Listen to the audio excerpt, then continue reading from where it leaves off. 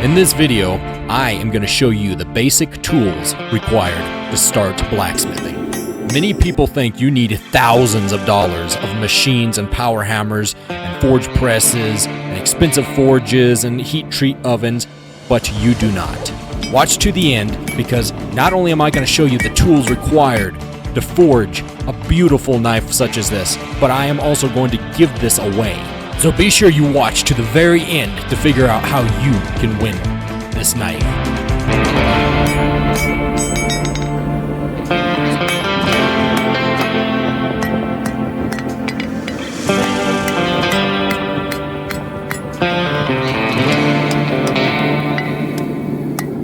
I'm going to be starting off with the tools that I got right here on my forging area. The first thing you're going to want, oh, there's my pliers.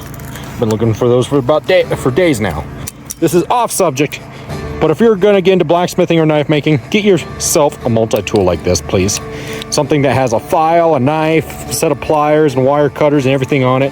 The Gerber, whatever these Gerber dual force is, these things have been a lifesaver for many occasions.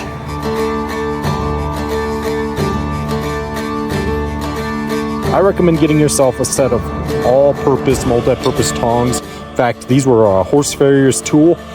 I don't know the name of the tool. I am not a farrier, but these jaws right here curved downwards. What I did was I just heated them up and forged them flat. I've been using these two same pairs of tongs now for 2 years. These ones have wider jaws, so you can grip big pieces of material, while these ones are made for primarily flat ones. I recommend getting the set of tongs that you can put together yourself from Amazon. Then you're going to need a forge. There's many forges out there. You got propane, charcoal, coal, wood. I don't recommend charcoal or wood. It does not get hot enough, and it does not burn hot enough, and you can't control it. I recommend a cheap propane one from eBay. You can get this for about $100 online. Get yourself a cheap forge, and you'll just love it. If you start with charcoal and work your way to propane like I did, you'll never want to go back to charcoal ever again. So you got a set of tongs, a forge. What else do you need? You need a spot to hammer on your steel. This anvil right here costed me close to $500 or more. I can't remember. It's been several years ago. So I recommend getting yourself a $100 Harbor Freight anvil. This thing is very soft metal, some kind of cast iron. The horn on it is basically flat. This is supposed to be round, but it's flat. Get one of these, start out with it, and if you think you want to continue with your knife making, upgrade to a bigger anvil. I recommend looking for the old ones that are forged, or at least have a layer.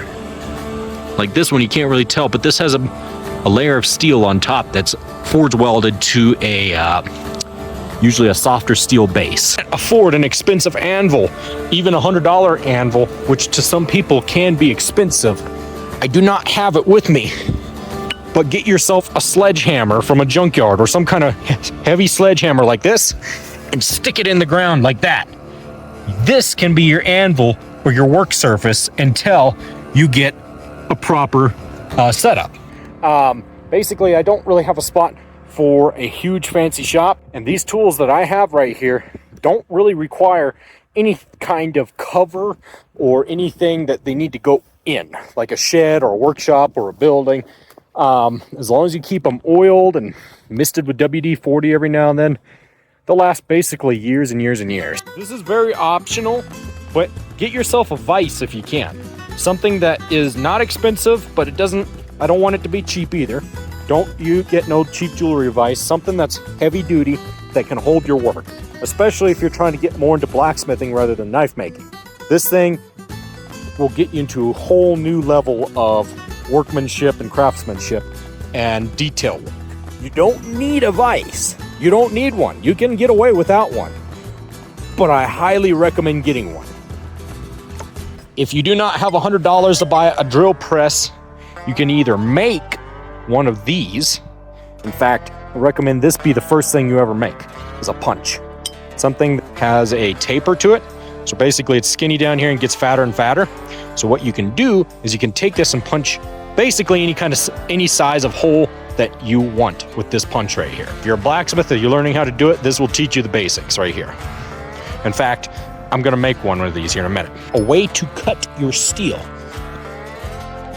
Where the heck did that go? Cut your metal.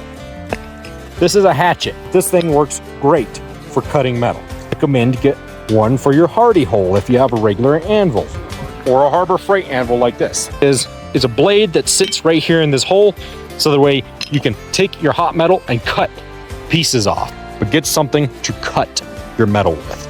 The next thing you're gonna wanna get is a way to polish your steel.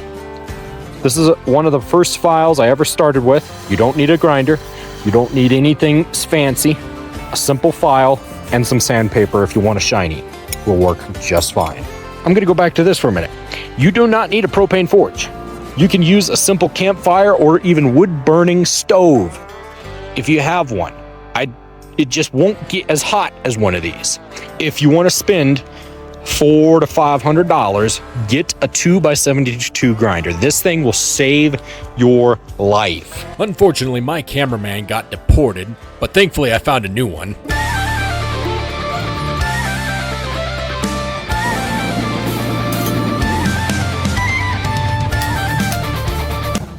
So let's start on the knife.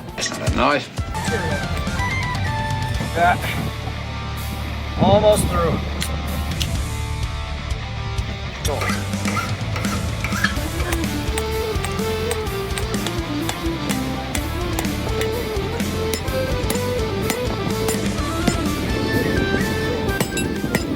Wobbly anvil.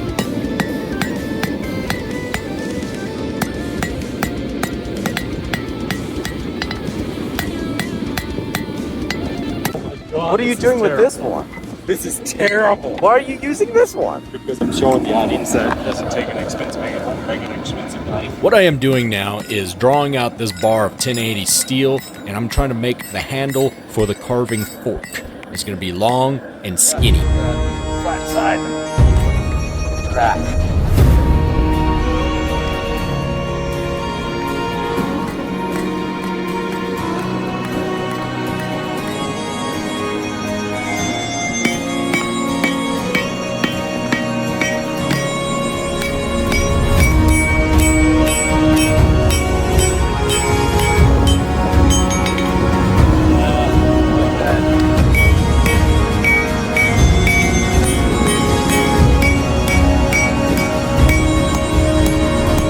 Now that the handles for my set is all drawn out, time for some twisting action. Hopefully, it looks good this time.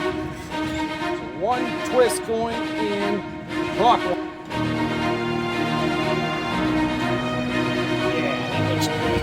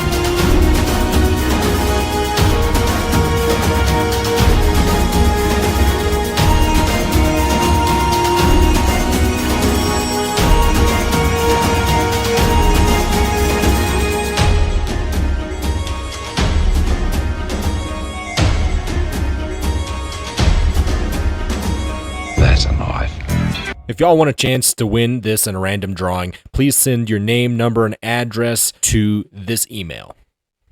Thank you guys so much for watching, and I will see you in the next one.